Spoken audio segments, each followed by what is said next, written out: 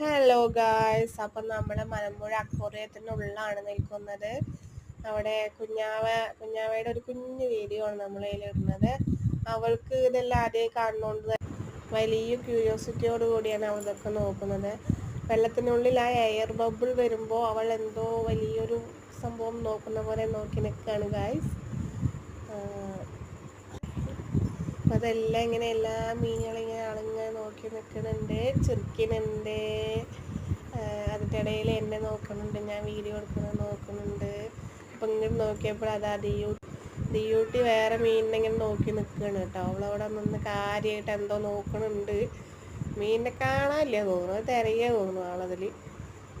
അവളിങ്ങനെ നോക്കി നിൽക്കണ്ട. ഞാൻ പോയത് അവൾ ഓടി അപ്പുറത്തെ മീനുകളെ എനിക്ക് കാണിച്ചു തരികയാണ്. അവിടെ കുഞ്ഞു കുഞ്ഞു മീനുകളുണ്ടായിരുന്നു, നല്ല ക്യൂട്ടായിരുന്നു കാണാൻ. അപ്പം അതിനെ കാണിച്ചു തരികയാണ് അവൾ ഓടിപ്പോയിട്ട്.